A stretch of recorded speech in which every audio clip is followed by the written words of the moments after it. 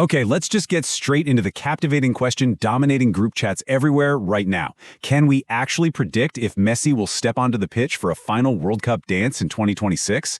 Are we getting a glorious farewell tour, or is he going to walk away before the whole thing even kicks off? Well, listen to this quote right from the man himself. He says 2026 is the last dance. His inner circle is heavily signaling that this upcoming tournament is absolutely his international finale. Period. What might sound like a kind of gentle, uncertain goodbye in the press, behind the scenes, it's a hard deadline, and his coaching staff is actively scrambling to prepare for it. Section 1. Age and physical challenges. Now, to really grasp the reality behind the romance of a back-to-back title defense, we've got to look at the massive physical hurdles he's up against. And honestly, the harsh reality boils down to one simple number: 39.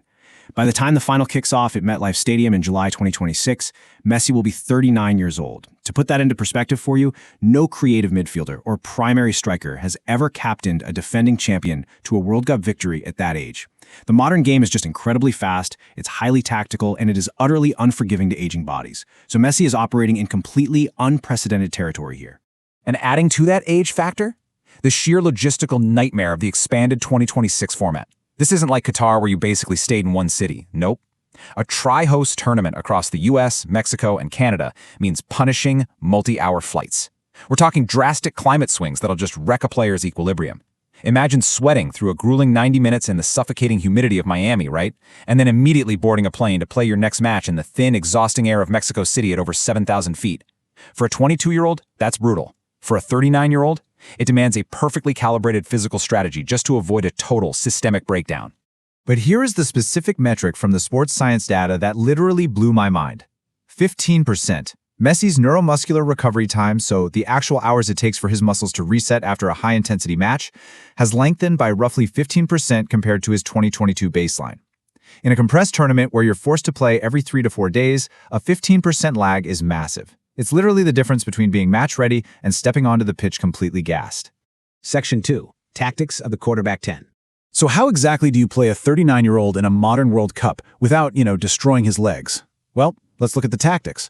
Coach Lionel Scaloni is actively reshaping the team's entire system. He's brilliantly deployed Messi as what tactical analysts are now calling a quarterback 10. Instead of asking him to sprint up and down the flanks or press defenders, Scaloni wraps him in this highly specialized system where Messi operates almost entirely within a tight 20-yard radius. He essentially walks around to conserve energy, scanning the field like an elite quarterback, just waiting to launch those lethal, line-breaking passes. But here's the catch. For this to work, it requires immense trust from his teammates. Guys like Rodrigo de Paul are out there running 12 kilometers a game, literally doing Messi's running for him to cover his defensive shifts. It's an entire national team built around protecting one man's leg. And you can see how this shapes the team's broader strategy. Scaloni has essentially created two completely different national teams inside one squad. Think about this tactical duality. When Messi's on the pitch, Argentina plays a fluid, playmaker-centric model, an asymmetric 4-3-3.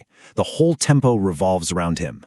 But the second he rests or gets subbed off, the team instantly undergoes a tactical metamorphosis. They shift into a narrow, compact 4-4-2. Suddenly, they're an aggressive, high-energy pressing machine led by relentless forwards like Julian Alvarez. The moment Messi steps off, they stop playing patient possession and start hunting the ball. Opponents basically have to prepare for two entirely different beasts. It's the ultimate tactical safety net for an aging captain.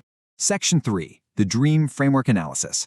Now, behind the scenes, the decision for him to even step onto the pitch isn't just about tactics anymore. It's heavily governed by complex sports science and psychology. Messi's inner circle uses something called the D.R.E.A.M framework to measure his daily status. This is a huge reveal into how elite athletes actually operate. Dedication, recovery, emotional well-being, ambition, motivation.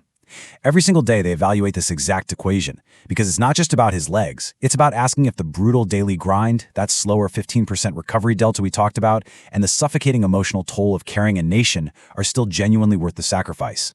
And they back this framework up with ruthless, objective data. Consider this metric, the ball-free pressure suffocation rate. This measures how often a team gets trapped in its own defensive half for over 30 seconds. Without young, energetic legs constantly making off-ball runs to relieve pressure, Argentina's suffocation rate spikes by 20 to 30%, especially in those high-altitude stadiums. So the data tells the coaching staff something cold and clear. If Messi is out there but he's just too exhausted to move off the ball, he actually becomes a severe tactical compromise. He inadvertently hurts their ability to escape their own half. And that realization sets up the highest stakes imaginable. Section 4. Preserving the ultimate legacy. Which brings us to the climax of our explainer. What happens if he pushes for this final trophy, and what if he risks going too far? Well, his team strictly follows a concept called the Legacy Optimization Protocol. The psychology of sporting memories is wild, and the goal here is pretty simple. Freeze the last version of Messi in our collective memory at a mythical elite peak. Think back to him in Qatar, draped in the bisht, hoisting that golden trophy. They want that to be the lasting image, not a player visibly struggling to keep up with 22-year-olds in 2026. Retiring from international duty while still at the top preserves his myth perfectly. It's highly calculated damage control.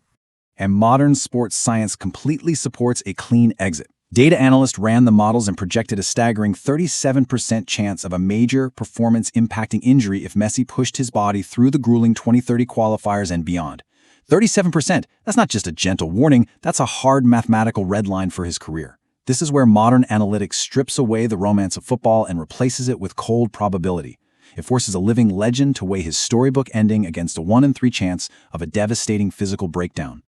But man, imagine the sheer poetry of it. What if a 39-year-old Messi does captain a back-to-back World Cup victory? Even in a highly managed, choreographed cameo role, the history he'd make is staggering. If he lifts that trophy at MetLife Stadium, he becomes the first male captain since Vittorio Pozzo's Italy way back in 1938 to win consecutive World Cups.